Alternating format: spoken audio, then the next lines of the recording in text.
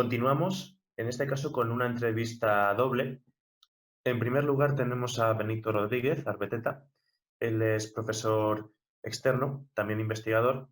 Ha trabajado también en cuestiones sobre el comercio del arte. Benito, ¿qué tal? ¿Cómo estás? Muchas gracias, Pablo, por invitarme a tu canal y por tener esta oportunidad para exponer esta situación anómala que estamos viviendo todos. Tenemos también a Sergio Alandi, dedicado profesionalmente al turismo. Lleva trabajando unos años en Londres. Sergio, ¿qué tal? ¿Cómo estás? Así es, Pablo, buenas noches. Es un placer estar en tu sección. Y bueno, así es. Trabajo en Londres, ahora estoy en Madrid por razones obvias, por esta situación tan compleja. Y trabajo en el sector de hoteles, concretamente. Muchas gracias a los dos por acceder a esta participación. En primer lugar, os quería hacer una misma pregunta y es cada uno desde su punto de vista intelectual, académico, laboral, su reflexión, cómo analiza la situación que estamos viviendo. ¿Cómo ha afectado principalmente a la UNED, por ejemplo, el tema de esta situación del coronavirus? Bueno, yo soy profesor externo y, lógicamente, la UNED está perfectamente equipada y está adecuada para esta situación excepcional, ¿no? Incluso los exámenes se están pensando en no hacerse presenciales y se están barajando diferentes tipos de opciones. En cambio, en el mundo del mercado del arte, que también he trabajado con ellos hasta hace poco y sigo trabajando, veo que está parada la cosa, pero se está buscando lo que es las subastas benéficas. Y en el mundo de la investigación, que estoy terminando ahora mismo mi doctorado, nos encontramos con todos los archivos y bibliotecas cerradas. Eso directamente es un parón y entonces lo que estamos haciendo es, con la documentación que ya tenemos, ir desarrollando esos puntos. Muchas gracias, Benito. Sergio, desde tu sector, en primera persona, ¿cómo lo ves? Te quiero poner en contexto. Si hablamos en términos económicos, creo que es un impacto muy grande, porque el turismo y la hostelería supone en total el 20% del Producto Interior Bruto de España. Esto se traduce no solo en la pérdida económica, sino también en la pérdida de puestos de trabajo. También quería destacar otra parte del COVID-19 respecto al mundo de los hoteles. Es cierto que nada va a ser como antes, pero quiero destacar cómo mi sector ha sabido ser flexible, adaptarse a las situaciones, y quería hacer un agradecimiento a mis colegas hoteleros aquí en España y en otras partes del mundo por haber hecho en tiempo récord, por haber transformado en 24 horas casi su hotel como hospital, digámoslo así, ¿no? Para atender a tantos enfermos. Y creo que eso es importante destacarlo. Y obviamente tenemos ahora mismo una situación que, pues bueno, por falta de comunicación entre el gobierno y los hoteleros, pues no se sabe muy bien el rumbo que esto va a llevar. Pero te puedo decir que me gustaría dar un mensaje de tranquilidad y confianza a la gente, que sepa que va a poder viajar, que va a poder alojarse en nuestros hoteles y que, al igual que hemos transformado nuestros negocios en tiempo récord para dar cobertura a los hospitales y parar esta enfermedad, vamos a estar a la altura con los mejores estándares de calidad y de seguridad para que nuestros clientes tengan las vacaciones y el descanso que necesitan, con todas las seguridades. Gracias, Sergio.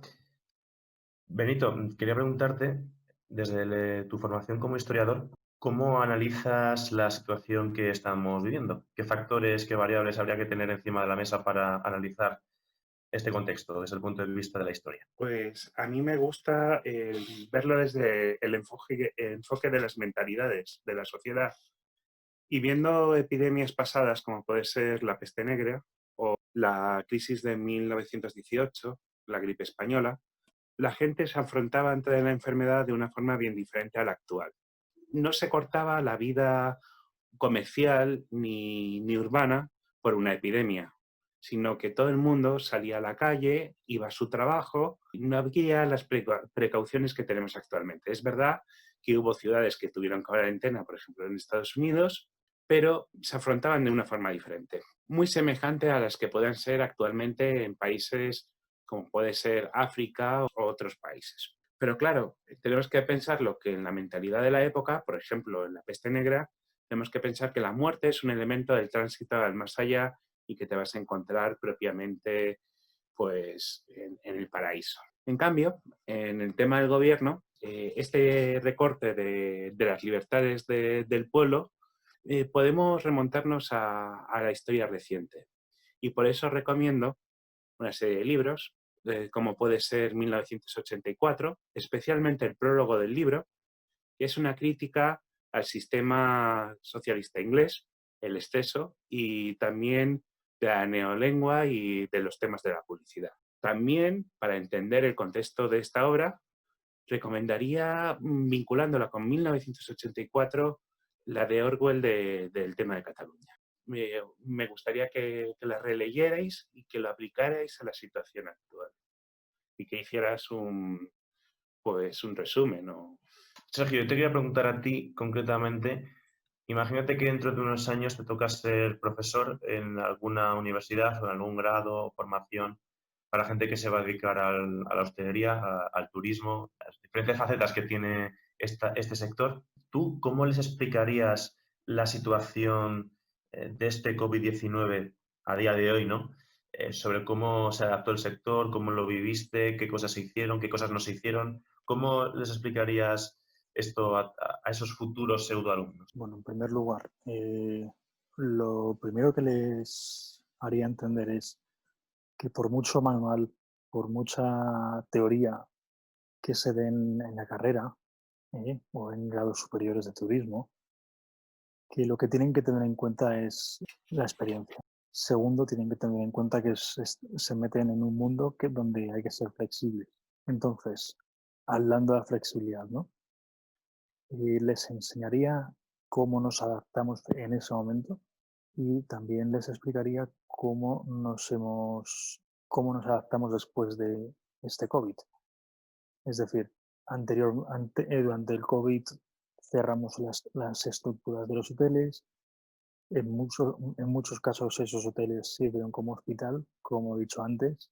Buscaría los testimonios de esa gente que ha transformado su hotel en un hospital en cuestión de 24 horas para que les hablasen directamente, para que tengan una opinión más directa. Y sobre todo les diría que tienen que adaptarse a la situación, ser flexibles, pero sobre todo estar orgullosos de estar en un sector que siempre ha estado ahí pese a cualquier circunstancia. Probablemente en guerras hay hoteles que habrán servido como base militar o habrán servido también como hospital.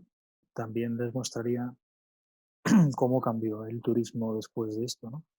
El hecho de que los hoteles tengan que poner mamparas en la recepción, el hecho de que durante un tiempo se tuviese que cerrar los buffets.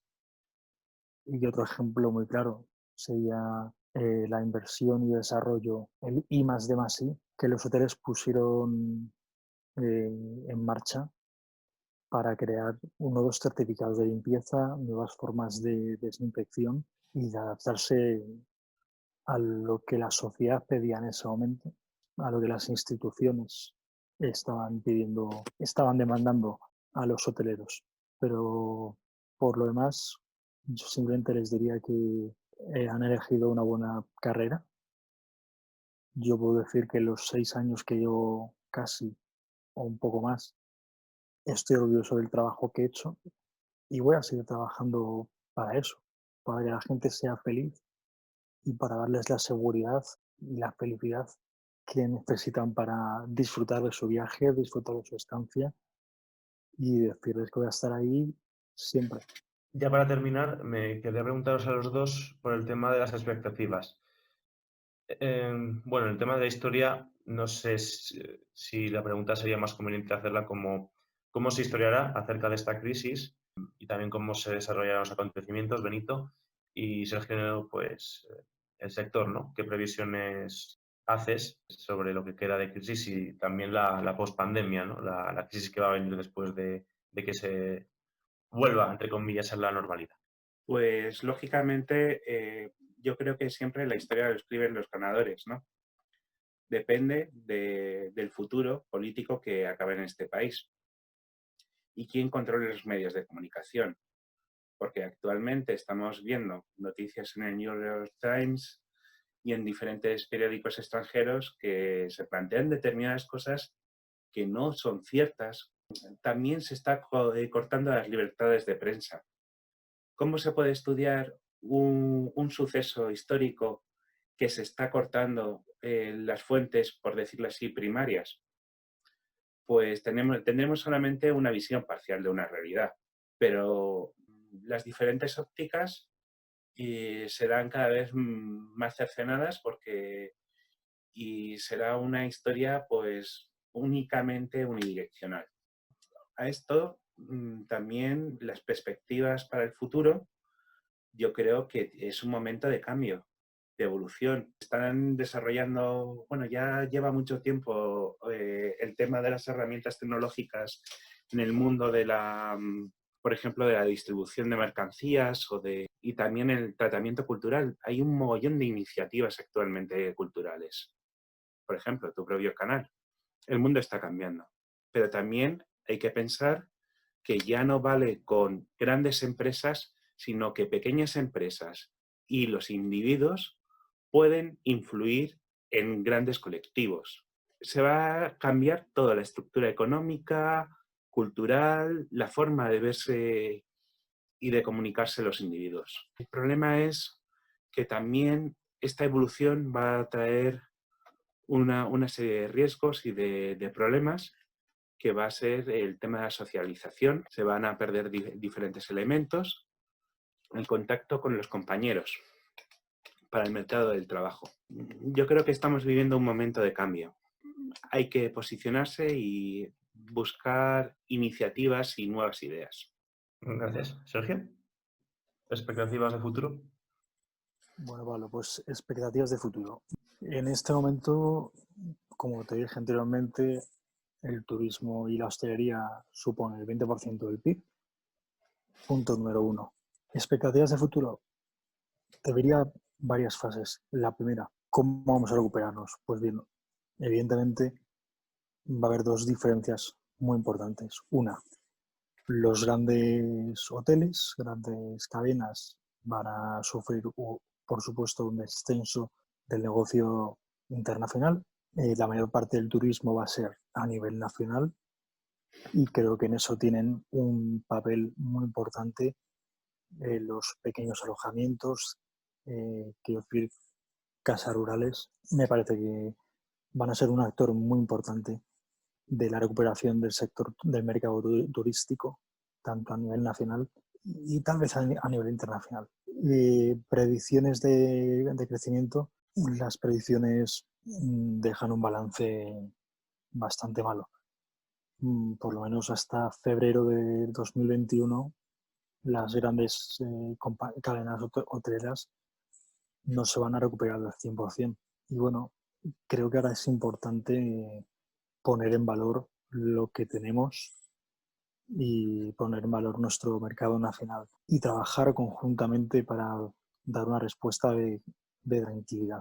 Y otra cosa que quiero decir, creo que es importante que y esto es un mensaje a las instituciones. La mayor parte del sector ha visto que no ha habido una buena comunicación entre las instituciones y los distintos actores del turismo.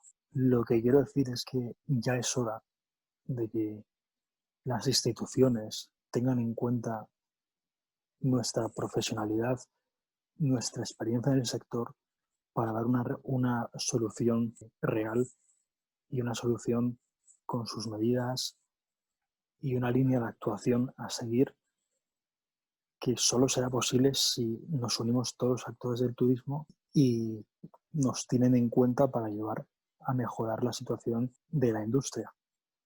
Creo que es hora de que de lanzar un mensaje de confianza y lanzar un mensaje de compromiso con la sociedad.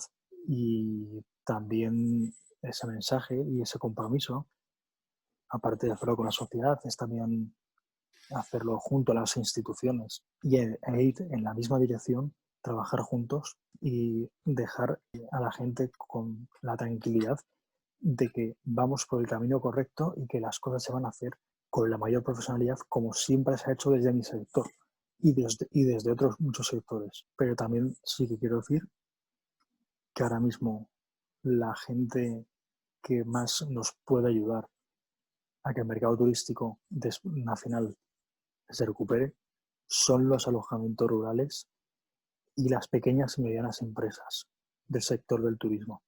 Muy bien, pues muchas gracias a Benito y a Sergio por esta entrevista doble. Y nada, chicos, de verdad, muchas gracias por vuestro tiempo y un abrazo muy fuerte. A ti, Pablo, muchas gracias. Muchas gracias, Pablo. Llegados a este punto, vamos a hablar con Eva Iraizoz. Ella es farmacéutica y lleva años trabajando en el sector del acceso a medicamentos. Un punto de vista interesante, no es el único en esta sección de Humanistas en Cuarentena. Y para empezar, Eva, ¿qué tal? ¿Cómo estás? Hola, Pablo. Pues muy bien. Estamos muy bien, afortunadamente. Querría preguntarte, tú desde tu sector, ¿cómo estáis gestionando, cómo estáis abordando, qué temas hay encima de la mesa a la hora de abordar esta situación del confinamiento, de la famosa cura y de la pandemia que estamos viviendo?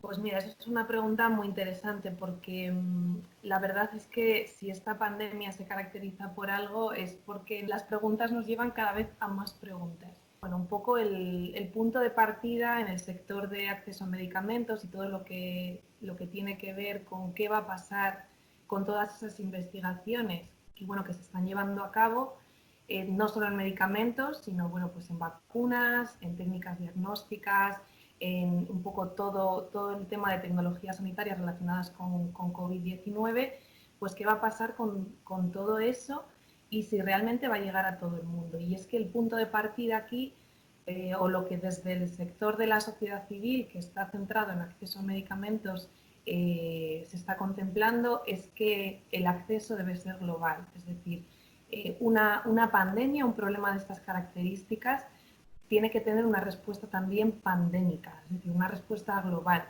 Y es verdad que es muy interesante porque, a diferencia de otras epidemias que también han sido muy importantes en el mundo, esta obviamente pues está teniendo un impacto pues muchísimo más global, muchísimo más quizás preocupante para la comunidad internacional, y eso está haciendo que los engranajes de las agencias multilaterales, de la OMS, pues se estén también activando de una manera, yo diría que sin precedentes. Como decía, hay muchas preguntas y desde nuestro sector, sobre todo, lo que estamos haciendo es intentando trabajar para asegurar que toda esa investigación llegue de verdad a todas las personas que lo necesiten, que en este caso va a ser pues eso, a todas las personas en el mundo, ¿no? A nivel global. En la investigación y el desarrollo de nuevas vacunas, medicamentos, test, tecnologías sanitarias para el COVID-19, hay una característica que se repite en toda la investigación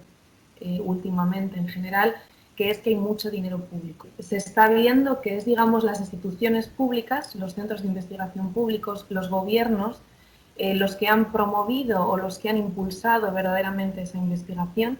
Sin esa inversión pública no tendríamos la diversidad de fondos, de proyectos que tenemos ahora.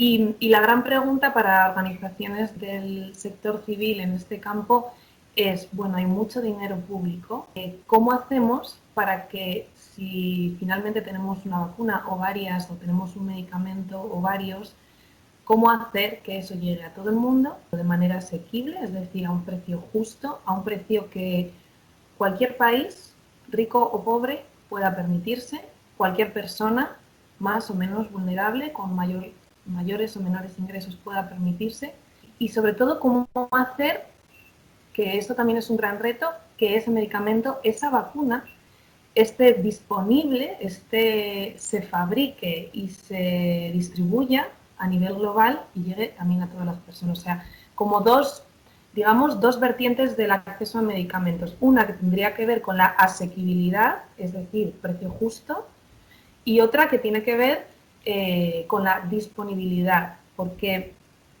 y esto es muy importante, porque lo que suele ocurrir es que cuando un nuevo medicamento, una nueva vacuna sale al mercado, suele salir al mercado protegido bajo una patente, o mejor dicho, una familia de patentes, que permiten que la empresa que lo comercializa lo haga desde un monopolio, es decir, que ella sea la única que tenga los derechos de producción y comercialización de ese medicamento y que nadie pueda copiarlo, que no pueda haber genéricos, que no pueda haber biosimilares, que no pueda haber otras empresas competidoras. Esto en este caso, esto siempre es un problema con los medicamentos nuevos, pero en este caso es un problema mayor porque estamos hablando de una pandemia. Aquí hay un problema añadido y es que si solo hay una empresa que produzca y comercialice, esa empresa no va a ser capaz de asegurar que la producción sea suficientemente grande como para cubrir a toda la población global. Esos son un poco los retos principales que estamos viendo desde nuestro sector y que estamos trabajando pues, a nivel nacional, haciendo incidencia política con nuestros gobiernos, a nivel europeo, a nivel de la Comisión Europea, porque bueno, ahí también se toman decisiones muy importantes, pues la semana que viene hay una conferencia donde se van a recaudar fondos para luchar contra la pandemia, entonces habrá que ver pues a dónde van esos fondos, a qué tipo de investigaciones, si Europa o los financiadores, cómo van a asegurar que ese dinero finalmente, o sea, que ese dinero que va a parar a proyectos, ¿cómo van a asegurar que todo eso vuelva en forma de medicamentos asequibles, disponibles, accesibles? Y también a nivel internacional, pues en toda la respuesta principalmente de la OMS, pues también estando muy atentas a los movimientos que van dándose desde ahí y trabajando con otras organizaciones y siempre trabajando en red para intentar pues poner nuestros mensajes políticos y nuestras preocupaciones también en el seno de esas organizaciones, de la OMS o de otras multilaterales. Bueno, has hecho un análisis muy amplio y polifacético. Yo quería preguntarte ya para terminar, si en un futuro a ti te tocase dar clase en algún máster de tu campo para formar a la nueva generación que va a estar donde estás tú ahora, toda la gente que estés dedicando a gestionar el tema del medicamento, y en base a la experiencia por ahora que llevas adquirida, ¿qué orientación les darías a ellos en base a tu experiencia? Pues mira, en base a mi experiencia, yo, pues como has dicho, yo soy farmacéutica y quizás lo que desde estas formaciones tan técnicas o tan clínicas podemos echar de menos es tener una formación más política, quizás, ¿no? Y política no tanto, o sea, en el sentido de ciencia política, de relaciones internacionales, pues una visión más amplia, básicamente, de cómo funciona el mundo. Quizás a nosotros los farmacéuticos y las farmacéuticas es lo que más nos falta, ¿no? Pues eso, cómo funcionan las instituciones europeas, internacionales, cuál es el funcionamiento de la política en España, de cómo se construyen políticas públicas, en base a qué criterios se toman decisiones. Si algo he echado de menos yo en mi formación ha sido eso, quizás el lado que tiene más que ver con salud pública, con gestión sanitaria y, bueno, y como te decía, toda la parte de conocimiento político global. Entonces, si ahora tuviese que recomendar algo a unos alumnos que estuvieran estudiando farmacia, pues les recomendaría eso, que se intentaran formar, que intentasen adquirir una visión global, salir un poco de los microscopios y el laboratorio, una visión más humanista y al final pues es una visión más amplia, que yo creo que es fundamental. Y además, si algo nos está enseñando esta pandemia es que vivimos en un mundo que lo sabíamos de antes, pero ahora queda más claro ese mundo de interrelación, no solo entre personas, entre países, o sea, cómo de interdependientes somos, ¿no? Los unos de los otros, sino también de disciplinas, porque pues hay mucha gente que ya ha escrito sobre esta relación de las pandemias con el medio natural, con el cuidado de la tierra, con la emergencia climática, y cómo al final todo queda tremendamente interrelacionado. Cómo también salen a la luz temas de determinantes sociales de la salud, es decir, ya no solo que la salud sea muy importante, es que en nuestra salud influyen más cosas que las enfermedades. No tiene el mismo punto de partida alguien que está viviendo la pandemia desde aquí con un sistema de bienestar, un sistema nacional de salud público, que alguien, ya ni siquiera pienso en un país de África subsahariana, que por supuesto, pero imaginemos a alguien que vive en Estados Unidos, que no tiene un seguro básico de salud porque no tenga trabajo, por ejemplo. Entonces, gente que verdaderamente se está viendo en situaciones muy vulnerables y que nos recuerda cómo la salud va más allá de tener o no tener una enfermedad. Entonces, yo creo que ese tipo de visión y de perspectiva es algo que a los profesionales de la salud del ámbito más clínico nos puede faltar en algún momento. Así que nada, muchas gracias, Eva, por tu aportación y un saludo muy fuerte. Muy bien, gracias a ti, Pablo. Gran trabajo. Un abrazo a todos. Muy bien, pues nos vamos ahora nada más y nada menos que al corazón de La Mancha, nos vamos a Toledo ciudad y hablamos con David Benayas, historiador. David, ¿qué tal? ¿Cómo estás? Buenos días, Pablo. Bueno, buenas tardes ya. Buenas Toledo tardes. no es La Mancha, pero bueno. Toledo es Castilla.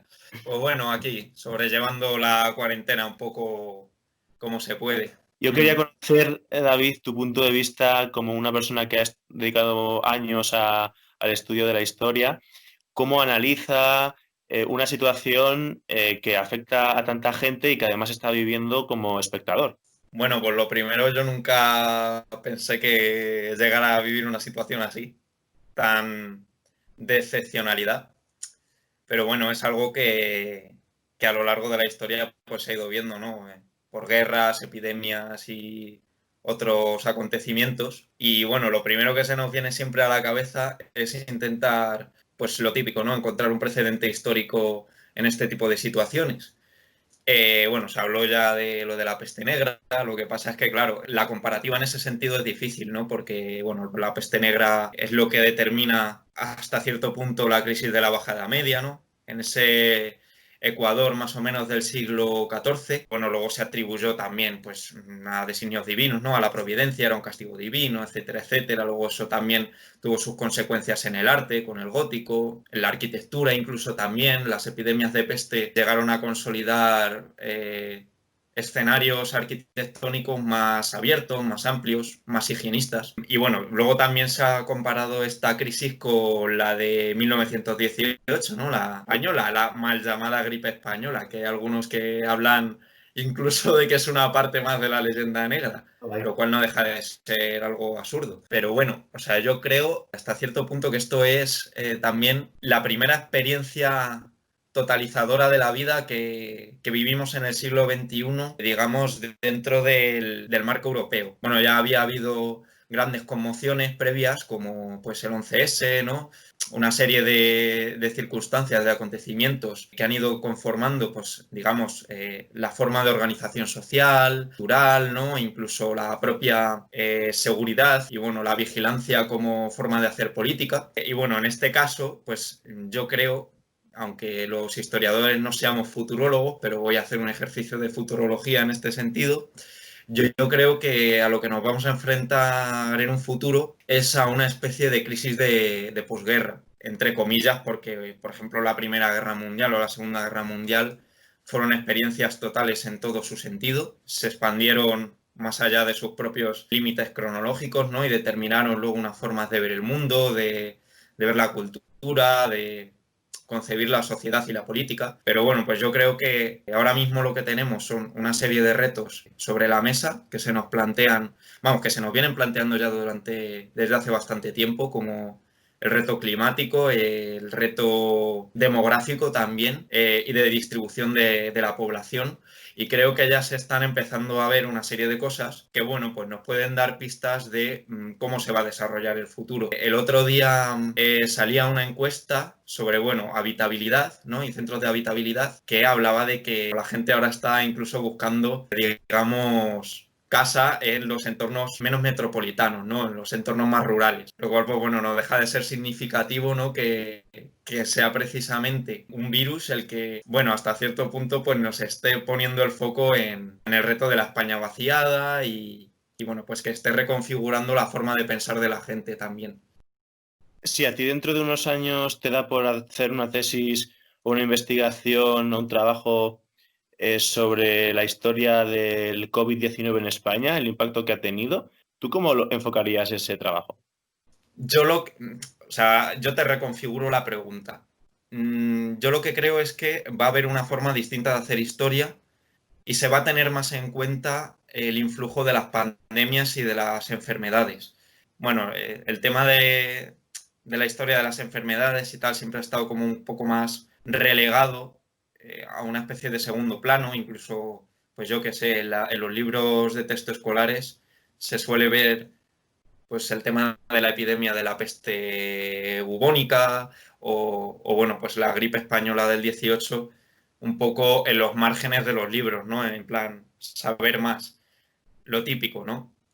Y bueno, pues yo creo que esta crisis también está poniendo en el punto de mira la importancia que tienen estos acontecimientos, ¿no? Como las pandemias, en el desarrollo social y cultural de las sociedades. Entonces, puede que surja una manera nueva de hacer historia en ese sentido, que empecemos a buscar un tipo de fuentes diferentes. Sí, porque los epidemiólogos tienen historiadores que trabajan en sus equipos para analizar cómo las enfermedades afectaron a la gente, ¿no? Recogen testimonios, recogen casos de gente muy famosa o mediática o con poder que murió con esas enfermedades del momento para analizarlas, el modus operandi de los virus.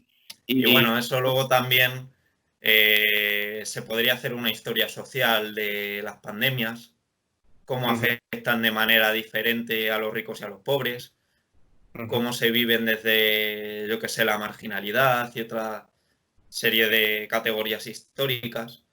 En fin, hay chicha de dónde coger. Y bueno, ahora también se han disparado las ventas del libro de Camus, de La peste.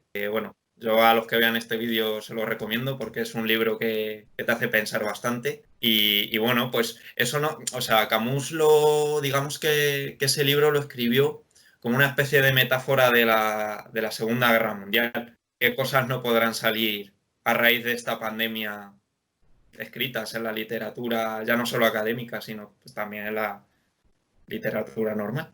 Y ya para terminar, te quería preguntar alguna recomendación de lectura, de película, de serie que hagas, que estés ahora siguiendo, que estés viendo, que estés leyendo. Pues yo me estoy leyendo ahora mismo este libro. ¿Se ve bien? No, lee el título, por favor. Es España Año Cero, de Cira Vox. Va sobre la configuración simbólica del franquismo a raíz de sus ceremoniales, de sus, bueno, pues digamos, de sus liturgias, las liturgias cívicas, ¿no? Un poco lo que hace en este libro es adaptar el esquema de trabajo que ya realizó George Mosse en su nacionalización de las masas y llevarlo un poco al caso del franquismo. Es un libro muy recomendable y bueno, Cira Vox es una historiadora de bastante renombre, junto a Núñez Seixas, Álvarez Junco, toda esta gente que digamos que trabaja la nacionalización de las masas en el franquismo. Pues muchas gracias, David, por tu tiempo y nos vemos cuando todo pase. Nada, tío, a ver si acaba esto pronto. Venga. Un saludo. En este caso nos vamos a ir nada más y nada menos que a Alicante. Vamos a hablar con Luisa Ripoll. Luisa, ¿qué tal? Muy bien. ¿Qué tal tú? Aquí estamos, haciendo entrevistas a humanistas. Bueno, quería preguntarte tu punto de vista de todas las cosas que has podido leer y reflexionar durante estos años. Ahora nos encontramos en una situación así. ¿Cuál es tu reflexión al respecto? A nivel humanístico o psicológico, o como lo quieras llamar, en plan, desde un enfoque muy transversal de lo que es nuestra experiencia humana, sinceramente, el periodo de cuarentena me parece realmente interesante, en el sentido de que es como una situación en la que parece que todo se para, pero la vida sigue realmente. Entonces, es como un campo de juego muy distinto al que es nuestro día a día y que tiene muchas ventajas, aunque cueste un poco verlas, porque por supuesto echas de menos a tus amigos y no puedes ver a tu familia si no vive contigo y tal. Me parece muy interesante como para plantearnos nuestro punto de vista en plan de nuestro día a día, ¿sabes? O sea, yo esta cuarentena he utilizado muchísimo mi capacidad de reflexión sobre qué es mi vida, cómo vivo mi vida día a día, si merece la pena, si ahora me parece que tiene sentido, porque claro, en una situación como tan carente de aparente sentido, ¿no? Tienes que, o sea, es guay evaluar todo ello. No sé. ¿Esta situación te recuerda a algún libro, algún poema, algún autor, al pensamiento de algún creador? Hay un libro con el que empecé la cuarentena, de hecho creo que me lo leí justo la semana de antes de empezar esta situación, que se llama Walden o la vida de los bosques, de Henry David Thoreau, o como se diga, Thoreau. Thoreau es como el padre de la desobediencia civil y a nivel político es una persona interesante, pero en ese libro cuenta cómo él decidió aislarse de la sociedad, o sea, irse a vivir a una cabaña a una laguna durante 2 años, y es muy interesante porque es como una especie de cuarentena elegida, ¿no? Y como que él lo hizo como para acercarse más a la sociedad, de hecho, o sea, es desde un punto de vista súper humanista, ¿no? Como con el ser humano y la sociedad y las relaciones humanas en el centro. Y no sé, me pareció súper interesante. Es un libro bastante cortito en el que simplemente él explica por qué tomó esa decisión y para qué le sirvió y todo. Y habla mucho, pues, eso de la sociedad y lo que implica el día a día en sociedad, en plan los convencionalismos o la hipocresía. No sé, es como un libro súper cercano, súper moderno y que a la vez a mí me hizo plantearme muchas cosas, eso, pues de mi día a día, de cómo vivo y de si estoy contenta viviendo como vivo, ¿no? En general, yo creo que la cuarentena es un buen momento como verano para leer libros que son así como muy tochos. Y no sé, en plan, pillarte un Dostoyevsky o algo así, me parece buena opción también, pero no sé, dime. ¿Tú lo has hecho? ¿Estás ahí con No, Dostoyevski? no. Yo estoy leyendo libros más cortitos y tal. O sea, me he leído, por ejemplo, El Principito porque no me lo había leído nunca y es como, te lo tienes que leer ya, o sea, se te va a pasar el arroz. Y me estoy leyendo ahora el poema de Gilgamesh, súper interesante, en plan, muy recomendable. Y no sé, leí en plan cuentos de Borges y cosas así como más, o sea, lo que tenían pendientes por leer, que ha sido como, vale, ahora que tengo tiempo voy a ponerme muy a full y a leer bastantes cosas de las que siempre he querido leerme, pero nunca he podido o aún no había llegado el momento, ¿no? Gilgamesh, el primer viaje del héroe de la literatura. Sí. ¿Esta situación te está motivando para escribir? A ver, más o menos yo cuando no estaba en cuarentena ya escribía bastante. O sea, tengo mi diario en el que escribo todos los días y tal. Entonces, más o menos igual.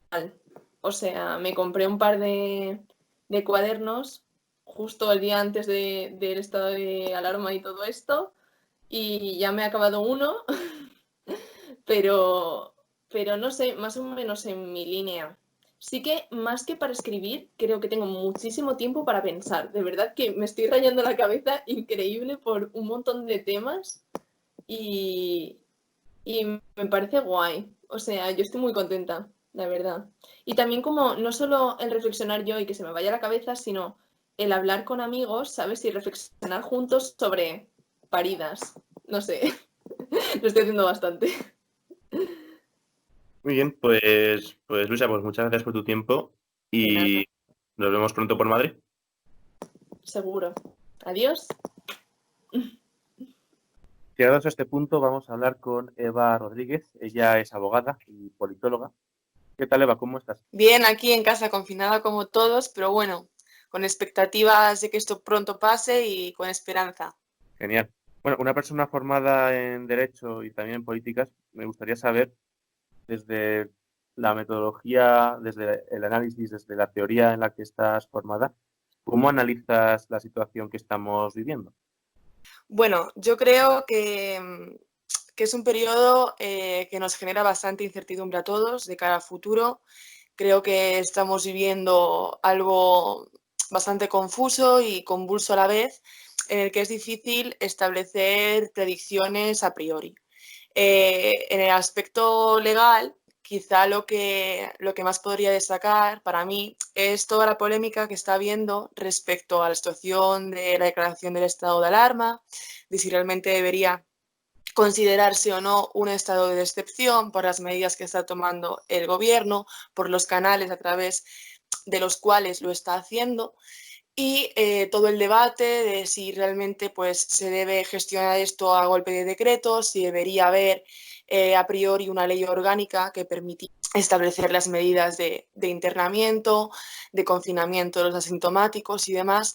Entonces me parece que lo más interesante que se puede destacar a nivel legal pues justamente es esa guerrilla, entre comillas, entre distintos juristas y expertos en la materia en cómo calificar esto y cómo calificar la gestión gubernamental.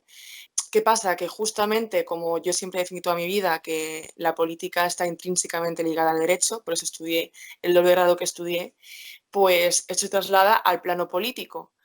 ¿Y qué es lo que estamos viendo como consecuencia de todo este debate y de toda esta polémica general alrededor del tema? Que pues se están generando oportunidades para los distintos partidos políticos. Y no me voy aquí a centrar en unas ideologías y en otras, sino que justamente mi punto de vista es que tanto para el gobierno como para la oposición, como para el demás espectro político se están generando oportunidades discursivas que hacía muchísimo tiempo que no veíamos en el escenario español.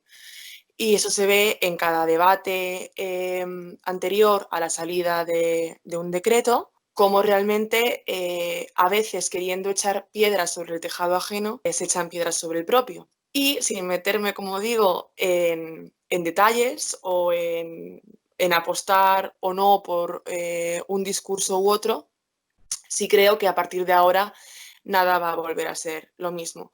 Ni en política, en algunos sentidos, ni en derecho. En política, de hecho, yo creo que vamos a asistir durante 1, 2 años y pico a discursos cuando esto más o menos empiece ya a acabar y los efectos sean menores, a discursos muy basados en accountability, en responsabilidad, rendición de cuentas y en una visión retrospectiva del mandato electoral.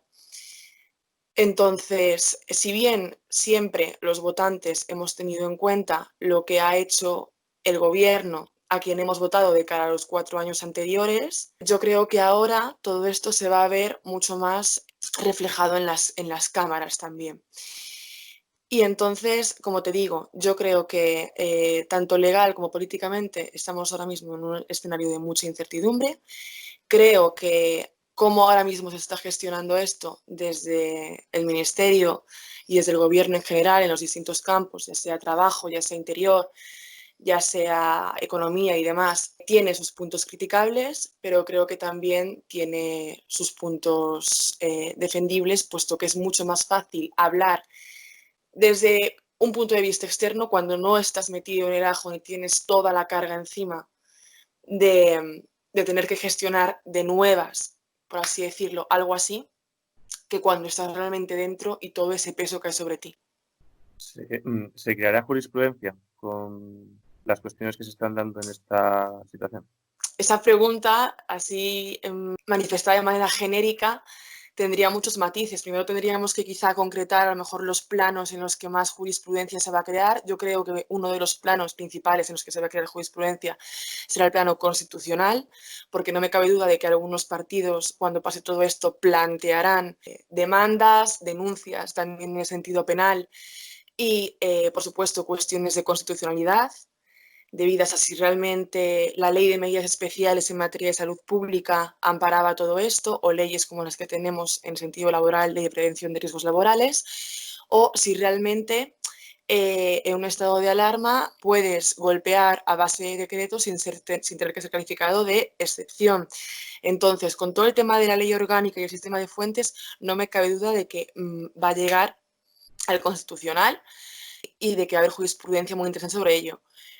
Además, en el plano laboral, pues también estamos viviendo una situación muy, muy especial, sobre todo con el tema de los ERTEs de fuerza mayor, con el tema de los ERTEs de top, que si bien estaban contemplados de manera ordinaria en la ley y eran perfectamente ejecutables, sobre todo el que más se veía era el ERTE top, ahora se ha configurado todo un plano de especialidades y no olvidemos que en materia laboral muchas cuestiones de las que se han incorporado desde el Ministerio son cuestiones nuevas, como el permiso retribuido recuperable, que hasta entonces, pues, hasta ahora no tenían un encaje en el sistema y a partir de ahora quizá se vayan a volver a sacar con más frecuencia también otro tipo de escenarios.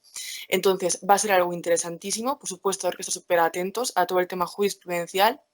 Yo creo que según el campo en concreto podremos ver más jurisprudencia o menos. También, por ejemplo, en el civil, en tema de divorcios, custodias ligados al plano laboral de conciliación familiar, por supuesto, va a ser otro tema que sí, porque quizá en un futuro cercano se intenten, por analogía, pues comparar situaciones críticas o situaciones extraordinarias que a lo mejor pues, no son tan comparables debido a los rasgos específicos que tiene una crisis sanitaria sin precedentes. Esta cuenta, donde se retransmite estas entrevistas, no deja de ser una cuenta de historia. Yo te quería preguntar por si a la hora de hacer el análisis, hasta qué punto, en tu caso, recurres a ejemplos del pasado, de crisis que hayan ocurrido en la historia, en este caso de España, para analizar esta situación. Quería preguntarte si recurres a ellos, los estudias o los tienes en cuenta a la hora del análisis. Bueno, por supuesto, yo creo que a la hora de hablar en serio de un tema, y más cuando es algo tan delicado como una crisis sanitaria, yo creo que todo el mundo, citemos o no episodios concretos, debemos tener en cuenta a la hora de matizar nuestro discurso, pues en mente efectivamente tanto panoramas o paisajes políticos y económicos que puedan haber dado lugar a distorsiones o dado lugar a discursos comparables, también en el plano legal, como todo tipo de eventualidades que se puedan realmente relacionar a esto, con estos resultados y estas consecuencias. Entonces, a la hora de basar una opinión política o una opinión económica o una opinión más de carácter legal, creo que consciente o inconscientemente nuestro cerebro siempre se va a aquellos referentes, a aquellas figuras y a aquellas situaciones en las que ya sea por a lo mejor pues el carácter en este caso también confuso de lo que se me ocurre ahora mismo, por ejemplo, cuando yo decía lo de la confrontación de discursos y el oportunismo y demás, a la hora de estructurarlos, se me ocurre en mi mente, o sea, si ahora tuviera que decir algo, quizá el ejemplo de lo que pasó con ETA, lo que pasó con las GAL, cómo eran en aquella época los discursos por parte del Estado, cómo lo enfocaba, por ejemplo, Felipe González, cómo hablaba antes, cómo hablaba ahora. Creo que, y la oposición, por supuesto, creo que no podemos homogeneizar todas las situaciones y todas las opiniones respecto a un escenario en el que creamos que los dirigentes se van a comportar igual, sino que hay que aislarlas de alguna forma en el cerebro y en nuestra forma de desarrollarlas de cara a que nuestra comparación pueda tener una base crítica, que permita tanto a gente adherirse a ella como a otra criticarla, porque al fin y al cabo creo que todo el mundo crece cuando puede, o sea, cuando su opinión da lugar a que haya debate. Entonces, sí, por supuesto, o sea, creo que hay que tener en cuenta, ya te digo, sea diciéndolo o no, todo tipo de referentes y escenarios que puedan ser más o menos comparables en algunos rasgos. Evidentemente, el COVID no lo hemos pasado nunca.